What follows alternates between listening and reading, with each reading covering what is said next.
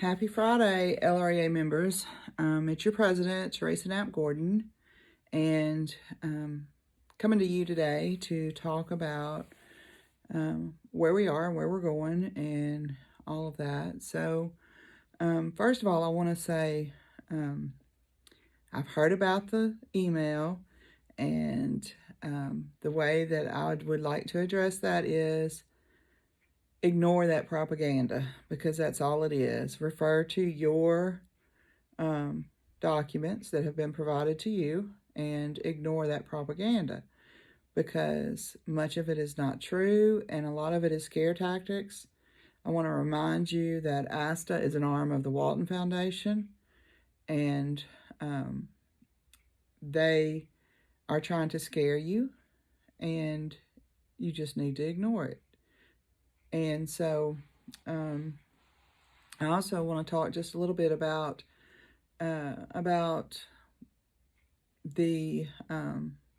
things that are going on Facebook and Twitter, some of the negative posts that you're seeing out there. And I want to encourage you not to respond to those either, not to engage, because those people are fishing basically, and they're trying to get people to engage because then more people start paying attention. Everybody loves a train wreck.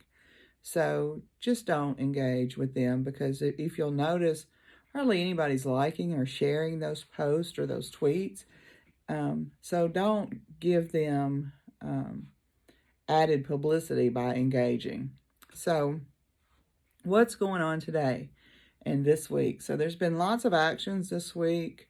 There'll be a lot more actions coming in the next 2 weeks as we ramp it up a little bit. And so, I would encourage you to try to participate in as many of those actions as you possibly can. I would encourage you to engage with the members at your site, talk with them, try to answer each other's questions, um, and increase that feeling of solidarity within your schools and um, within your area, because we need to stand together, and we have to focus on our solidarity and standing together throughout this. I do want to let you know that we have been getting emails, texts, messages, all kinds of stuff from people all across the country, members of the NEA and colleagues and just everyday people sending messages of support and encouragement. And I wish I could share all those with you today, but I just want you to know that people all across our country are standing with us and believe in what we're fighting for. So a lot of people want to know what exactly it is we are fighting for. Well, the bottom line is we're fighting for our students, because if our voice is removed, our students will suffer, because we have been the ones who have set the criteria for learning environments in the Little Rock School District for 60 years. And so if our voice is gone, we won't have any say in how those learning environments are supplied, resourced, taken care of, all of those things. So that's the main thing, is we're fighting for our students. We're fighting for their education. We're fighting so that they are not segregated into high poverty schools where charterization can happen, or privatization, and we are, we're fighting on the right side. So you have to remember that, and you have to know that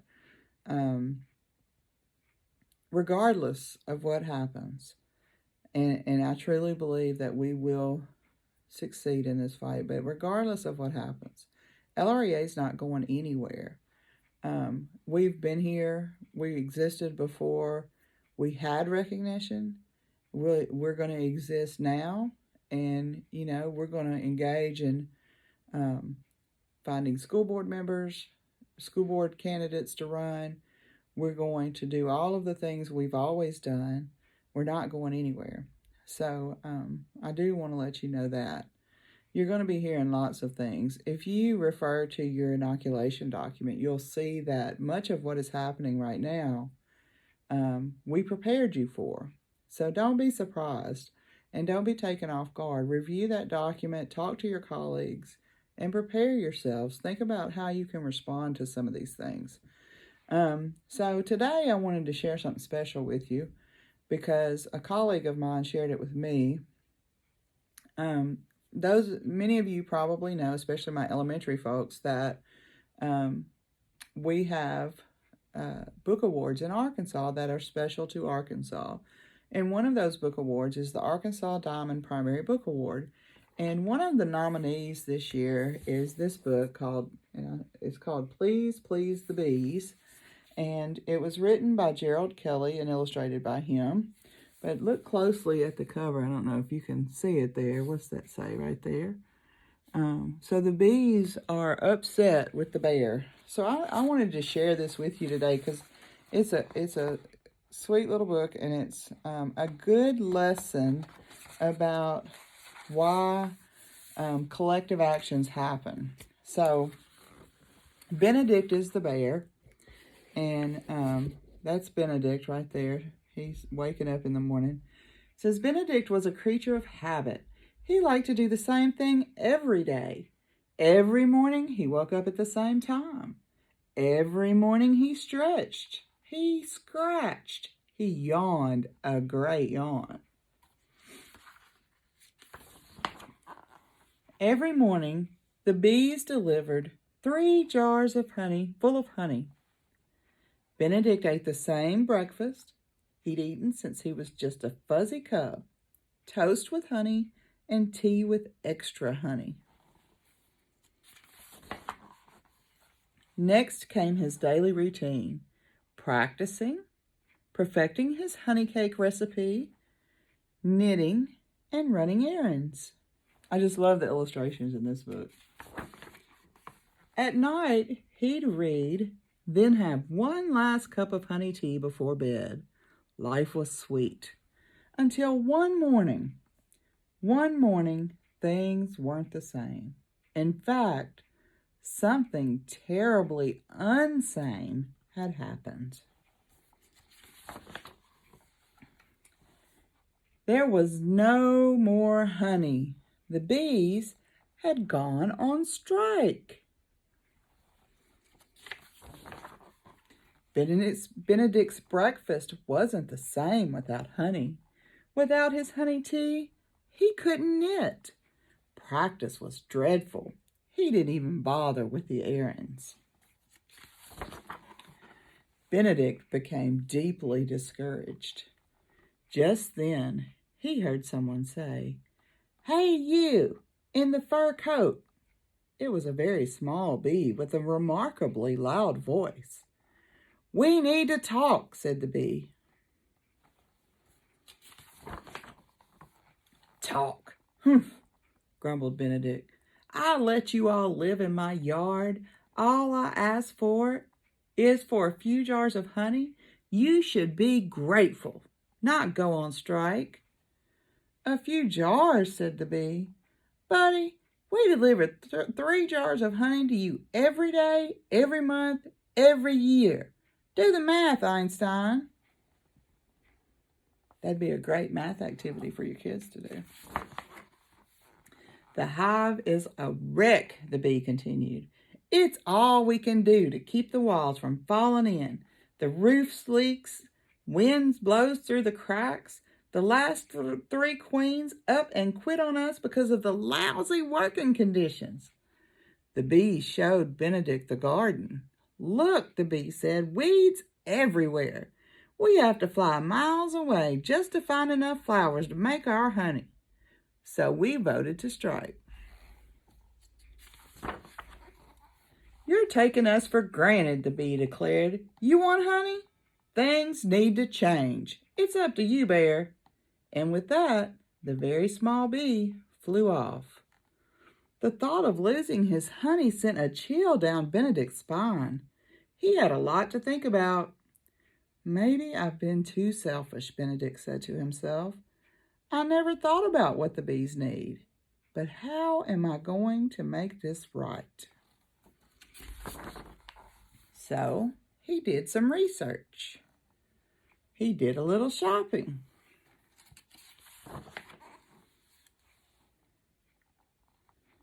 And he did a lot of work. Benedict even learned how to harvest honey. I suppose it's a bit rude to expect them to do it all themselves, he thought. Finally, he was ready to show the bees all the work he'd done. What would they think? He held his breath as he waited. Then he heard the remarkably loud voice of the very small bee. Drop the signs, girls. It's time to get back to work.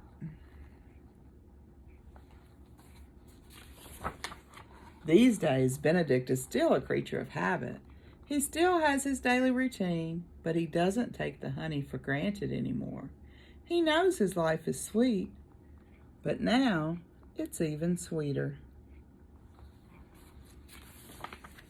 For everyone. So that's the story of Benedict and Please Please the Bees. So Benedict had to learn a lesson. And his lesson was that he was not doing his part to help the bees and to make sure that the bees had what they needed in order to perform their work. And because of that, because of the neglect and the abuse that the bees took, they finally got to a point where they had enough and they went on strike. And Benedict thought carefully about what he could do to change his behavior and what needed to happen in order to make the bees happier so that they would make the honey to bring to him for his breakfast, because that was what he enjoyed and it made his days go better. It made his life go better. And you know, that book teaches a very important lesson, not necessarily about strikes, but about taking people for granted and taking advantage of people, and what it means, what happens eventually when people have had enough. And you know, when people have had enough, one person doesn't necessarily make a difference when they complain or push back. And a lot of times when it's one person or two people or five people, their voices are silenced and they're made examples out of. But whenever it's the whole hive, they make a difference. And so I just wanted to share that book with you. I love that book. I love the illustrations in the book, and it really kind of spoke to me this week about what we're going through. And I hope that that you take that to heart and understand what the bees understood, and that solidarity is what makes the difference. You know, 5 or 10 or 20 or even maybe 50 or 150 of us can do the work, and we can take whatever's dealt to us, and you know, just suck it up and do the work the best we can. But I believe, and I know that most of you believe, that we have taken it for long enough. We have suffered, and our children have suffered too, because of the things that have been taken away. And I think it's time now, you know, to help some people understand that the reason that our schools are doing as well as they're doing is because of us, and because of the love we give to our children and the care that we give to them, and because we are excellent educators in Little Rock School District who always put our children first. So I just wanted to share that message with you today. I hope you have a great weekend. Get out to the fair, go hiking, you know, do something fun outside this weekend. It's beautiful weather, and get some rest and relaxation. You know, we have the Twitter storm tomorrow from 10 to noon, so be sure to look at your In the Know for information on that. And then Sunday, take a break and rest and relax. And then Monday, I will see you then. Talk to you later. Have a great weekend.